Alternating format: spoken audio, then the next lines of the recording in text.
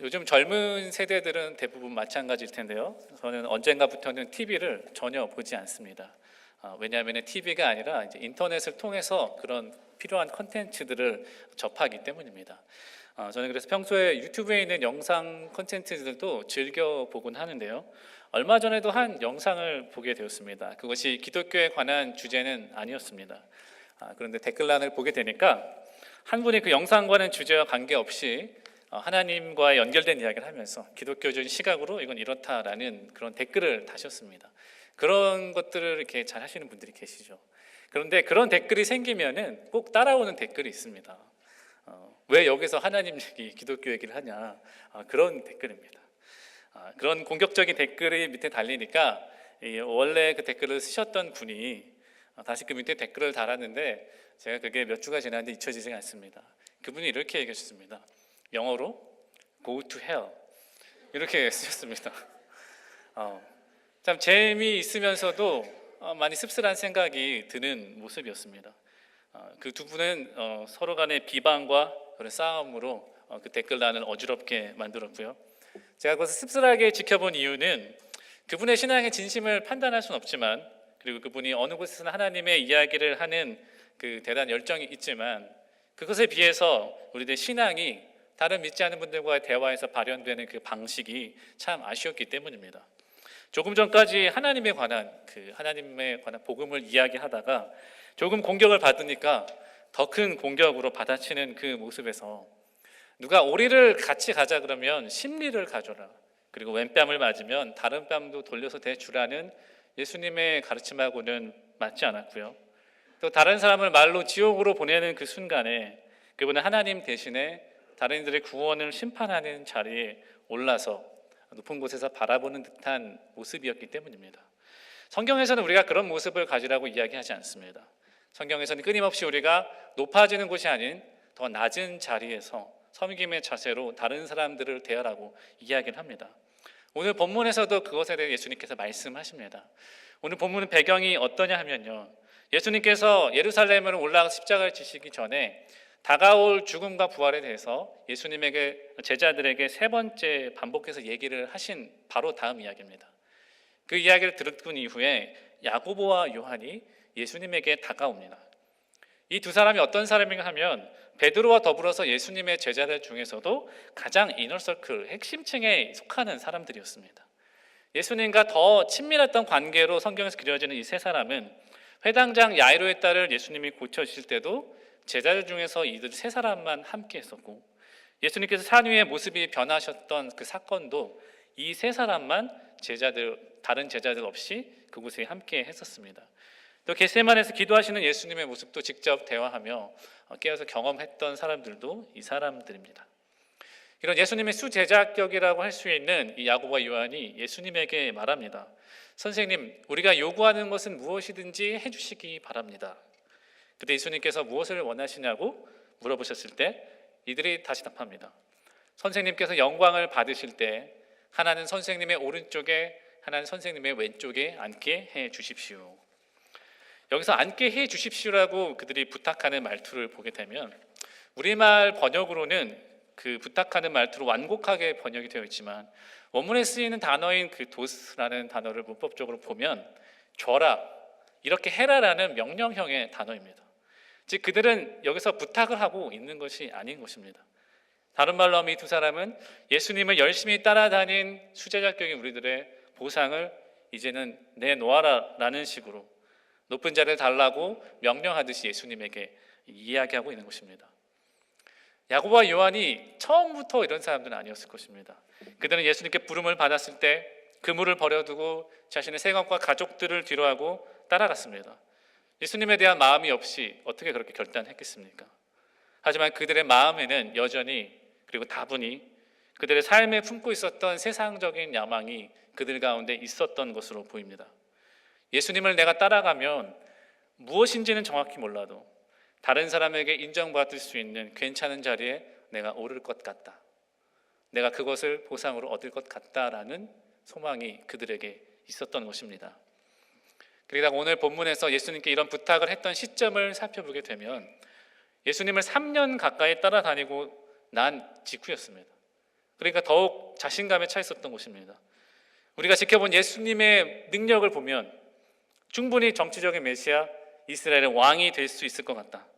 그래서 열정적으로 예수님을 따라내는 나에게 주어질 자리가 무엇일까 하는 기대가 그들에게 많았던 것으로 보입니다. 예수님과의 대화를 보시면은 지금 예수님은 이 대화를 예루살렘으로 올라가기 직전, 십자가를 지시기 직전에 그것에 대해서 알려주신 직후입니다. 그런데 그런 상황에서 수제자급에 해당하는 야고보와 요한이 예수님의 이루시려고 하는 일은 전혀 이해 없이 그리고 관심 없이 세속적인 자신들의 자리 청탁을 하고 있는 모습에 예수님께서 얼마나 실망을 하시고 낙담을 하셨을까요? 그런데 가만히 우리 자신을 생각해 보면 우리 또한 예수님에게 이런 종류의 실망을 주는 때가 있지 않은가 돌이켜보게 됩니다. 우리가 예수님을 믿고 십자가 아래서 구하는 것들이 혹시 이런 것들이 아닌가? 예수님께서 십자가를 지시겠다고 말씀하셨고 그리고 우리를 위해 십자가에서 죽으셨는데 우리가 믿음 생활을 하면서 구하는 것이 과연 야고보와 요한의 생각보다 나은지, 그들처럼 우리의 지위와 안전 그리고 세상적인 축복을 예수님을 따른 이유가 아니라고 내가 자신 있게 말할 수 있는지에 대해 우리가 오늘 말씀 앞에 다시 한번 돌이켜보기를 소망합니다. 본문 41절에 보시면 이 두 제자가 이렇게 말하는 소리를 듣고 있었던 나머지 10제자의 반응이 나오게 됩니다. 이렇게 얘기하죠. 그런데 10제자가 듣고 야고보와 요한에게 분개하였다. 야고보와 요한만 유독 이런 생각을 했던 것이 아닙니다. 나머지 10제자들의 마음도 똑같았습니다. 그렇기 때문에 그들은 야고보와 요한이 이런 부탁을 한 걸 보고 분노했습니다. 선수를 빼앗겼던 것 같은 그런 마음이었습니다. 너희들만 높은 자리에 오를 거냐, 그런 마음이 있었습니다. 제자들 전체가 예수님으로부터 얻을 수 있다고 생각했던 것이 아직까지 그들의 마음에는 세상적인 성공, 세상적인 부귀의 자리였다고 할 수가 있는 것입니다. 오대식 목사님이 쓰신 왜 교회는 예수님의 세족식을 왜곡했을까라는 책이 있는데요. 그것에 보면은 예수님께서 제자들이 발 앞에 무릎을 꿇고 더러운 발을 씻겨주신 것이 단순히 겸손하게 섬기라는 차원의 문제가 아니었다라는 이야기를 합니다. 예수님의 제자들을 잡히시기 전날 밤 발을 씻겨주신 그 세족은 겸손과 섬김의 예식이 아니라 너희들도 예수님을 따라 살라는 그런 각오를 물으신 말씀이라는 것입니다. 어쩌면 예수님의 세족식은 그렇게 주님을 따르면서도 버리지 못했던 제자들의 세속적인 욕망, 기대에 대한 예수님의 마지막 가르침이자 부탁이었을 것입니다. 너희도 이와 같이 해라. 나를 따랐던 그 열심과 헌신이 너희들이 생각하는 그것이 아니라 다른 것이라는 것을 알려주시기 위함입니다. 우리가 예수님의 도움을 통해 우리의 믿음 생활을 통해서 우리가 세상적으로 성공을 거두고 우리의 야망을 이루고자 하는 것이 우리의 믿음 생활이라면 우리는 오늘 너무도 세속적이고 속물처럼 보이는 야고보와 요한과 우리도 다를 것이 없는 모습이 아닌가를 우리가 생각해 보기를 원합니다. 우리 모두에게는 야고보와 요한과 같은 모습이 어떤 형태로든지 우리 안에 자리 잡고 있을 것이고 계속해서 우리를 도전해 올 것입니다. 우리는 누구나 천국에서조차 하나님의 옆자리 같은 더 높고 영광스러운 자리에 앉고 싶지, 천국에서 화장실 청소를 하며 다른 이들을 섬기고 싶은 사람은 아무도 없을 것입니다. 리더십에 관한 책은 수천 권입니다. 하지만 섬김의 도에 관한 쓴 책은 거의 없습니다. 야고보와 요한처럼 아주 직접적으로 하나님께 구하지는 않더라도 마음속으로는 그들과 같은 심정이었던 10제자의 모습은 바로 오늘날 우리의 모습일 수도 있습니다. 우리 그들 마음 가운데는 우리가 예수님을 위해 헌신하는 것에 대해 이 세상에서 보답받고 이 세상의 삶에서 본전을 찾고 싶은 욕구가 우리 가운데 있는지도 모르겠습니다. 그래서 예수님께 대담하게 높은 자리를 달라고 명령하는 야고보와 요한처럼 주님, 저희가 요구하는 것은 무엇인지 해주셔야 됩니다. 하십시오라고 그렇게 말하고 싶은 마음이 우리 가운데 없다고 자신하기는 어려울 것입니다. 야고보와 요한 같은 마음이 더 무서운 점은 이 마음이 처음부터 생기는 마음이 아니라는 것입니다. 오히려 우리가 주님을 더 섬길수록 함께 자라나는 마음이라는 것입니다. 아마 처음부터 야고보와 요한의 요구 같은 접근한 사람은 거의 없을 것입니다. 이런 마음은 대부분 헌신의 시간과 깊이가 쌓일수록 점차 같이 자라는 마음입니다. 내가 헌신하고 봉사하고 주님 위해 했던 일들이 쌓일수록 내가 그렇기 때문에 받을 만하다, 내가 그럴 자격이 있다라는 생각이 우리 가운데 함께 자라날 수 있다는 것입니다. 더 열심히 많은 것을 섬겼을수록 인정받고 싶은 마음, 섭섭함, 자기주장 같은 것들이 우리 마음속에 끊임없이 생겨나는 것입니다. 야고보와 요한도 처음 예수님을 따라 나섰을 때 자신의 것들을 버리고 결단력 있게 예수님을 쫓았던 사람들입니다. 그들도 처음부터 그러지 않았습니다. 그렇지만 예수님을 따르고 수제자의 역할을 하면서 점차 그들 가운데 권리의식이 생기고 보상심리가 그들 마음 가운데 생긴 것입니다. 그리고 사실 그들은 이것을 요구할 만한 사람들이었습니다. 그런 보상을 받기에 마땅한 일들을 해왔었습니다. 예수님과 들에서 자고 먹고 여행하고 고생하며 전도하고 따랐습니다. 그래서 자기들이 기대한 바를 충분히 요구할 수 있는 사람들이었습니다. 우리도 하나님께 마땅히 요구할 수 있는 것들이 있다고 여겨질 때가 있을 것입니다. 그런데 오늘 예수님께서 우리에게 원하시는 것은 우리가 그 받을 만한 권리를 자발적으로 내려놓는 것입니다. 하나님 나라는 받을 만한 것을 받고 내 권리를 챙기고 내가 위로 올라가는 것이 아니라 그런 당연한 보상과 권리도 내려놓고 더 낮은 곳으로 내려가는 것이기 때문입니다. 그리고 그것이 역설적으로 하나님 나라에서 가장 높아지는 길이라고 주님께서는 말씀하십니다. 하나님의 나라는 세상과는 다른 역전된 가치가 다스리는 나라입니다. 세상은 우리 보고 끊임없이 높아지라 그러고 우리 보고 리더가 되어야 된다고 하지만 하나님의 나라는 높아질 수 있는 사람이 낮아져서 섬기는 곳입니다. 예수님 스스로도 그런 본을 보이시지 않았습니까? 본질상 하나님이시고 하나님의 아들이신 그분이 우리에게 섬김을 받으러 온 것이 아니라 내가 너희들을 섬기러 왔다라고 말씀하셨기 때문입니다. 오늘을 살아가는 제자들인 우리들 역시 주님께서 그런 본을 받기를 원하신 줄 믿습니다. 야고보와 요한이 그렇기 때문에 이런 질문을 했을 때 예수님께서는 제자들을 다 불러 모으셔서 주님을 따라가는 사람으로서 필요한 몇 가지의 중요한 각오에 대해서 가르치십니다. 그래서 첫 번째로는 세상에서 받을 영광을 포기하고 섬김의 삶을 살 각오를 우리에게 요청하십니다. 예수님의 제자들이 걸어야 될 길은 결코 높아지고 남들은 다스리는 길이 아니라 섬김의 길이라는 것을 분명히 말씀하십니다. 42절에 이렇게 얘기하시죠. 그래서 예수께서는 그들을 곁에 불러놓고 그들에게 말씀하셨다. 너희가 아는 대로 이방 사람들은 다스린다고 자처하는 사람들은 백성들을 마구 내리누르고 고관들은 백성들에게 세도를 부린다. 예수님께서 세속적인 리더십의 특징들을 여기에 열거하십니다. 다스린다, 내리누른다, 세도를 부린다. 그런데 그 다음 절에서는 제자된 사람들의 차별성에 대해서 이야기하십니다. 그러나 너희끼리는 그렇게 해서는 안 된다. 너희는 달라야 된다. 너희는 다르게 살아야 된다 하고 말씀하십니다. 너희 가운데서 누구든지 으뜸이 되고자 하는 사람은 모든 사람의 종이 되어야 된다. 이렇게 이야기하십니다. 예수님께서 우리에게 바라시는 것은 리더십이 아니라 서번트십을 먼저 요구하십니다. 낮아져서 섬기는 것이 역설적으로 너희들이 더 높아지는 길이다 라고 말씀하십니다. 그렇기 때문에 주님의 제자로 우리가 살기를 원한다면 우리는 당연히 주님의 나라를 주님을 위해서 섬길 각오를 우리가 해야 되는 것입니다. 하나님 나라에서는 그런 사람들이 진정으로 대접받는 곳이고 주님께서 우리를 그렇게 지으시고 우리를 그렇게 부르셨습니다. 그래서 예수님께서는 45절에 이런 말씀을 주십니다. 인자는 섬김을 받으러 온 것이 아니라 섬기러 왔으며 맞은 사람을 구원하기 위하여 치를 몸값으로 자기 목숨을 내주러 왔다.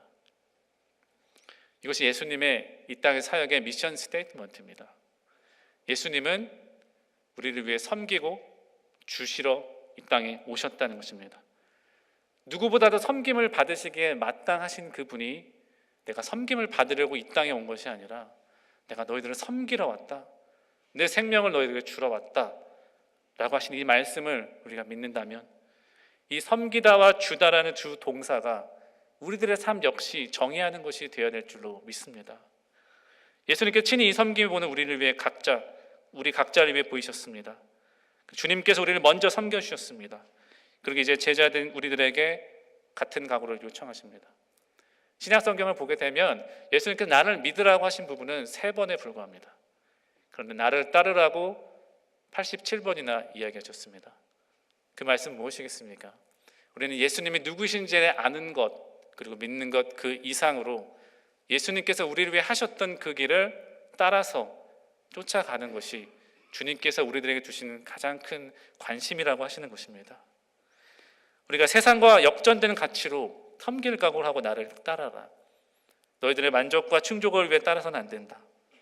그리고 자기를 믿고 자기를 높이고 자기의 선전을 위해서 나를 따르려고 하는 사람들은 이것은 그대들이 걸어야 될 길이 아니라고 이야기하고 계시는 것입니다.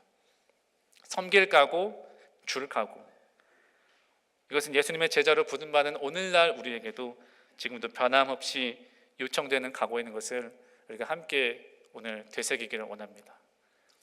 우리가 이런 첫 번째 각오에 대해 준비가 되어 있다면 우리는 또 다른 질문으로 이어져야 됩니다.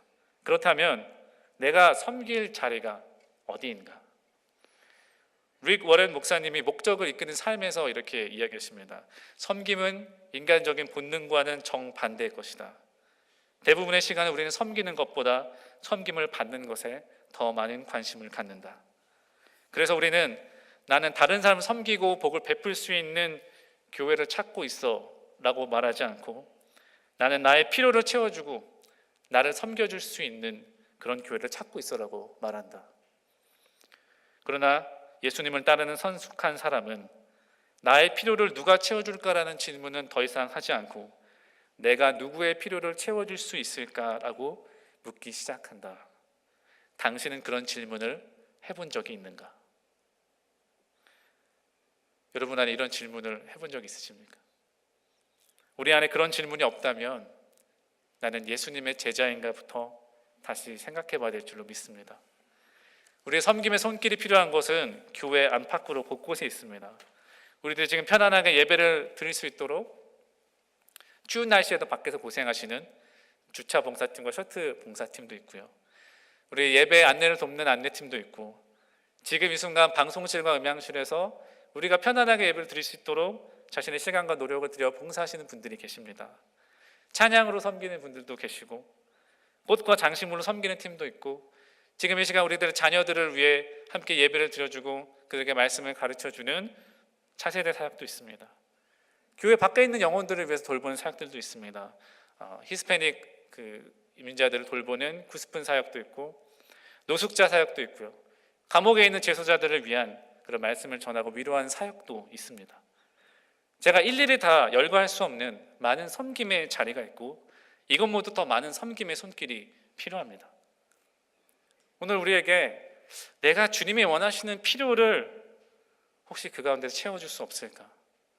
주님이 나를 그 자리에서 부르시지 않을까라는 그런 진지한 고민을 오늘 한 주간 해보는 우리들이 되기를 소망합니다. 우리에게 그런 질문이 없다면 우리가 내가 진정 주님의 제자인가라는 고민도 함께 해봐야 될 것입니다. 또 우리가 섬김의 손길은 교회에서뿐만 아니라 가정에서부터 또 시작될 줄 믿습니다. 제가 지난주 휴가를 갔다 오면서 아는 지인 댁에서 하루를 머물고 왔는데요. 그 다음날 아침에 이제 집으로 출발하려고 차를 정리하고 있었는데 제가 타는 미니밴의 둘째 줄에 저의 아이 쌍둥이 2명이 와서 놀고 있었습니다. 근데 그 중에 한 명인 예원이라는 아이가 다른 아이 하온이를 가리키면서 아빠 하온이 봐봐 이러는 겁니다. 문제가 생겼다는 거죠. 그래서 제가 보니까 첫째 줄과 둘째 줄 사이에 있는 컵홀더가 2개 있는데요. 그 컵홀더에 물이 가득 들어있는 겁니다. 그래서 예원이는 하온이가 했다라고 얘기한 거죠. 그래서 제가 그 순간 너무 화가 났습니다. 출발해야 되는데 이제 수건도 없고 걸레도 없는데 이 물 가득 넘치는 물 어떡하나? 그리고 그런 화나는 마음에 아이를 막 몰아세웠습니다. 혼을 냈습니다. 그런데 좀 있다가 저희 아내가 왔는데요. 아내가 왜 그래? 그랬더니 제가 설명을 했더니 이런 겁니다. 그 하온이가 안 그랬는데 원래 아침부터 이랬어. 이런 겁니다. 알고 보니까 밤새 얼었던 그 물병이 녹으면서 물병 사이에 틈이 생겼고 그곳에 있는 물이 다 흘러 나온 거죠. 근데 저희 아이 하은이는 이렇게 말로 잘 표현 못하기 때문에 변명 못하고 저한테 그냥 혼을 난 겁니다. 제가 그 마음 듣고 너무 아이에게 미안했습니다. 제가 그 별거 아닌 거 가지고 아이의 마음에 이렇게 상처를 줬겠구나. 어쩐지 제가 혼낼 때 아이의 마음 눈빛에는 뭔가 모르게 억울한 눈빛이 있었습니다. 설명할 수 없는. 근데 말을 표현 못한 거죠. 그래서 제가 더 미안했습니다. 그래서 제가 하나님 나라에 존귀한 아이, 누구든지 아이같이 되지 않으면 하늘나라 들어갈 수 없었다고 하신 그 귀한 영혼을 내가 혼냈구나. 누구든지 소자를 넘어지게 한 사람은 연자맷돌을 메고 바다에 빠져야 된다라는 그 주님의 말씀이 찔리면서 굉장히 후회된 마음이 들고, 내가 다음부터는 그 아이를 더 참고 인내하고 섬겨줘야겠다는 그런 후회가 들었습니다. 이런 비슷한 일이 산부 예배는 좀 덜 하실 수도 있겠지만, 이런 비슷한 일들이 저희 집에만 생기는 일은 아닐 것입니다. 우리 자녀들 가운데, 배우자들 가운데 내가 더 섬기려는 마음, 포용하고 부드러운 말로 이야기할 수 있었던 일을 내가 섬기지 못해서 서로 간에 상처가 되는 일이 있었을 것입니다. 우리 가운데 더 낮아지는 마음으로 주님이 우리를 어떤 환경에도 불구하고 섬겨주셨던 것처럼 우리 가정을 섬기는, 가까운 이들 섬기는 마음이 우리들 가운데 회복되기를 소망합니다. 우리 교회 장로님 한 분께서 예전에 저에게 들어보라고 주신 CD가 있습니다. 제가 교회를 오가면서 운전 중에 들었는데요, 그게 2011년에 우리 교회에서 가진 제자 부흥회에 설교가 녹음된 CD였습니다. 기억하신 분들이 계시겠죠? 이때 강사님이 이성호 목사님이셨는데요, 제가 이 CD를 들으면서 기억에 남는 예화가 하나 있습니다. 목사님의 친구분이 예화인데요, 그 친구 목사님의 아버님도 목사님이신데 나이가 연로하시고 몸이 편찮으셔서 이제 돌아가실 날이 얼마 안 남으신 상황이었다고 합니다. 그때 그 목사님의 친구, 그 목사님이 그 아버지께 이렇게 물으셨다고 합니다. 아버지, 천국에서 하나님을 만나면 아버지께 뭐라고 말씀하실 것 같으세요? 이때 그 아버지께서 이렇게, 죽음을 앞두신 그분께서 이렇게 대답하셨다고 합니다. 뭐라 그러기는, 잘 써먹겠다 하시겠지. 잘 써먹겠다 하시겠지. 제가 그 말이 저에게 굉장히 깊게 다가왔습니다. 그래, 내가 하나님 앞에 언제가 서는 그날 내가 들어야 될 말이 그 말이 아닐까. 목회자인 저에게만 해당되는 말이 아닐 줄을 믿습니다. 우리 모두 언젠가 주님 앞에 설 때가 있습니다.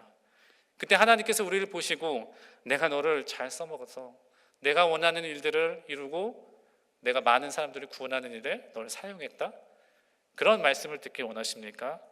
아니면 내가 너를 쓰려고 했는데 너가 따라주지 않아서 도무지 써먹을 수가 없었다라는 이야기를 듣고 싶으십니까?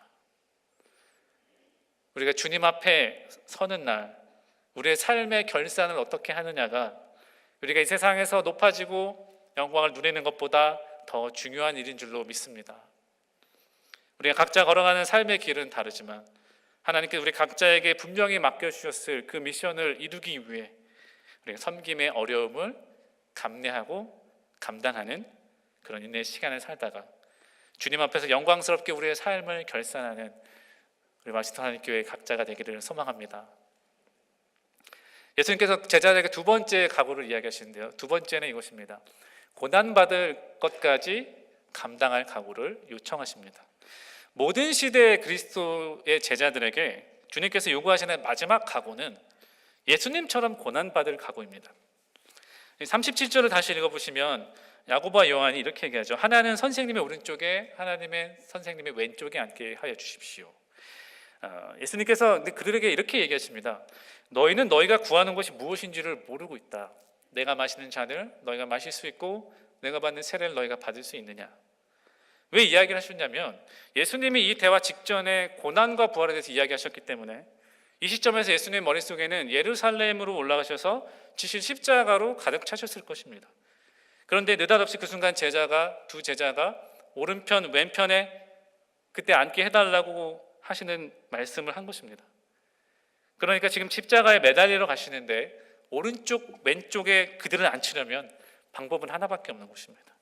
두 강도 대신 그들을 매달리게 하는 것입니다. 그래서 예수님께서 말씀하신 거죠. 너희는 너희가 구하는 것이 뭔지도 모르고 나에게 구하고 있다라는 거죠. 이때 예수님께서 내가 받을 잔, 내가 받는 세례를 너희가 받을 수 있느냐, 그래서 예수님께서 마셔야 할 잔도 십자가에 받으실 고난, 그 십자가에서 죽음을 앞두고 받으실 신 포도주잔을 주고 말씀하시는 것일 겁니다. 그래서 39절에 이어서 하시는 말씀은 두 제자들을 향한 일종의 예언이자 예수님의 대답이라고 할 수 있습니다. 그들이 그에게 말하였다. 할 수 있습니다. 지금 뭣도 모르고 할 수 있다고 얘기하는 겁니다. 그래서 예수께서 그들에게 말씀하십니다. 내가 마시는 잔을 너희가 마시고 내가 받는 세례를 너희가 받을 것이다. 할 수 있다고 대답했기 때문에 그렇게 얘기하셨죠. 결국 실제 제자들은 이 말씀대로 예수님처럼 복음을 전하다 순교하는 삶을 살게 됩니다. 특히 예수님의 왼쪽과 오른쪽을 달라고 구했던 둘 중에 하나였던 야고보는 사도행전 12장 1, 2절을 보시면 12제자 중에 가장 먼저 순교를 하게 됩니다. 예수님께 할 수 있다고 구할 때 굉장히 신중해야 된다는 것을 가르쳐주는 본문이기도 합니다. 제자들의 삶에 수반되는 고난은 우리가 피할 수가 없다라는 것입니다. 진정 주님을 쫓아 제자의 삶을 살고 하는 우리들에게는 예수님께서 우리를 위해 감당하신 십자가의 고난처럼 우리들 각자에게도 지고 쫓아갈 어려움과 십자가가 우리 가운데 있다라는 것을 인정하고 감내해야 될 줄을 믿습니다. 우리가 고난 없이 어떻게 주님의 일을 섬길 수가 있으며 다른 영혼들을 살릴 수 있으며 땀 흘리는 일 없이 우리의 옷소매에 흙이 묻혀지지 않고 어떻게 우리가 섬길 수가 있겠습니까? 주님을 따른 진지한 섬김을 구하는 사람들에게 내가 주님께서 주시는 고난까지도 피하지 않겠다라는 그런 각오가 있다라는 것을 우리가 다시 한번 기억하고 원합니다. 우리가 이 말씀에서 멈추면은 항상 마음이 무거울 수가 있죠. 주님은 우리에게 세상에 참 힘든 삶을 살게 하시는구나, 고난만 감당하게 하시려는구나. 그런데 오늘 많은 것들을 또 약속하셨지만 오늘 말씀에서도 고난 후에 받을 영광도 암시하십니다. 40절에 이렇게 얘기하시죠. 그러나 내 오른쪽과 내 왼쪽에 앉는 그 일은 내가 허락할 수 있는 일이 아니다. 정해놓으신 사람들에게 돌아갈 것이다. 예수님이 여기서 너희들이 거기 앉을지 앉을지는 내가 결정한 일이 아니야. 하지만 예수님께서 암시하신 것은 그 자리에 올라서 영광을 받을 사람들이 있다라는 것입니다. 우리들이 최선을 다해 주님을 섬겼다면, 그리고 주님을 위한 고난을 감당한다면 하나님께서 우리에게 보상하시는 그 날에 그 상급을, 그 영광을 우리 가운데 허락하여 주실 것이라는 약속입니다. 우리가 그 약속을 믿고 주님의 제자로서 따라가겠다는 각오를 다진다면은 마지막으로 우리에게 필요한 것은 순종하는 마음입니다. 예수를 위한 바보라는 책이 있는데요. 이 책을 쓴 데이빗 케이프라는 목사님은 남아프리카 공화국의 요하네스버그 북부에 있는 처치 오브 올 네이션스라는 규모 있는 교회에서 안정적으로 존경받으며 사역하신 분입니다. 그런데 이분이 자신의 삶의 영역들이 다 주님의 다스림을 받고 있는가라는 주제를 가지고 금식 눈물을 흘리며 매일 기도하다가 그때 하나님께서 어느 날 음성을 주시게 됩니다. 그 음성이 무엇인가 했냐면 거리로 나가서 사람들의 발을 씻겨주라라는 것이었습니다. 너무나도 생뚱맞은 하나님의 명령이었기 때문에 이 음성이 정말 하나님의 뜻일까, 그 부르심의 진위를 파악하는 데만 14개월의 시간을 썼다고 합니다. 그렇지만 그는 결국 순종하고 1988년 10월부터 예수님이 씻긴 발은 행복한 발입니다 라는 문구를 새긴 티셔츠를 입고, 그리고 십자가를 지고 십자가에다 발을 씻길 대야를 걸고 예수님께서 깨끗이 씻어주셨다라는 수건과 물통과 앉아서 씻길 의자를 들고 21kg 되는 정도 되는 짐을 짊어지고 이곳저곳 다니면서 사람들의 발을 비가 오나 눈이 오나 씻겨주기 시작합니다. 그리고 목사님이 걷는 동안 아내와 자녀들은 트레일러 하우스를 타고 이번에 동선을 따라가면서 중보 기도를 했습니다. 이것이 그 유명한 나중에 유명해지는 길거리 세족사역 푸드 워시업 미니스트리의 출발점이 되는데요. 이분이 얘기하시기 처음에는 아무런 일도 일어나지 않았다고 합니다.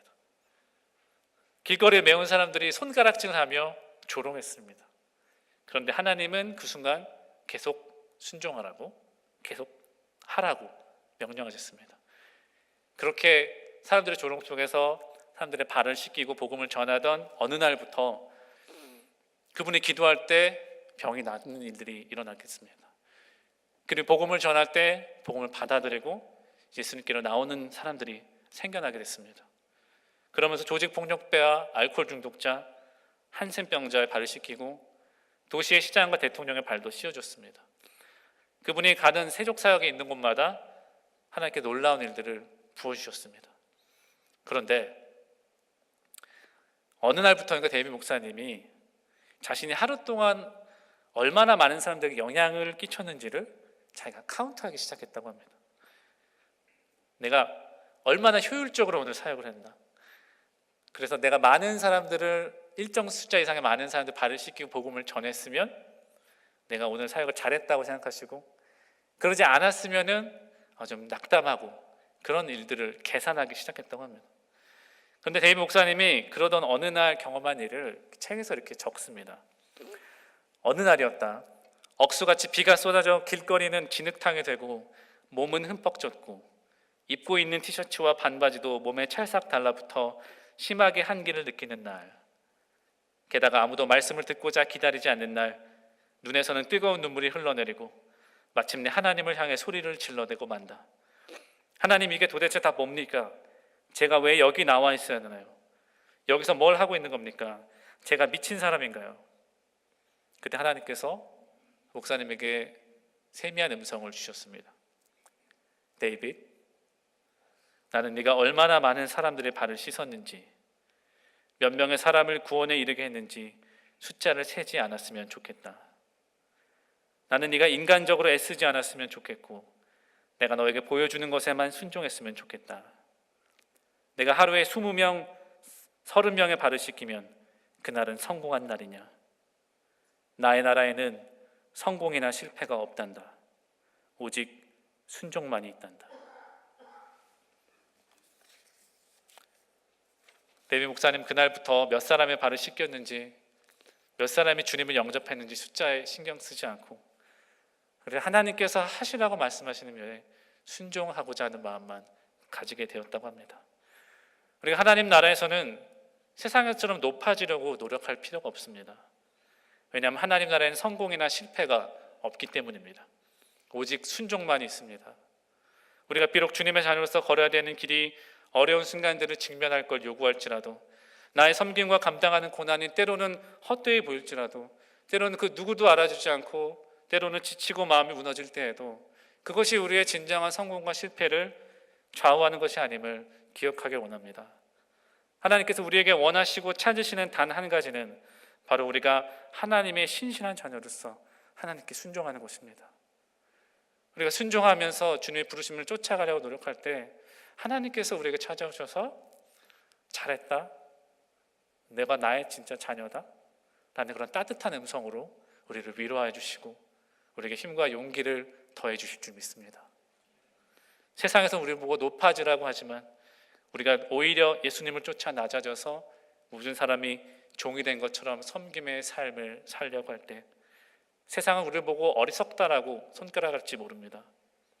어쩌면 우리가 가장 가까운 사람들, 그들에게도 이해받지 못할 수도 있습니다. 그렇지만 우리는 예수님처럼 섬김 받기 위해서가 아니라 섬기기 위해 능력을 사용하시고 생명을 내어주신 예수님의 그 부르심을 쫓아서, 그리고 내가 누군가를 위해 바보가 되어야 된다면 그 누구도 아닌 예수님을 위한 바보가 되고 싶다라는 소망을 더 품고 사는 우리가 되기를 소망합니다. 기도하시겠습니다.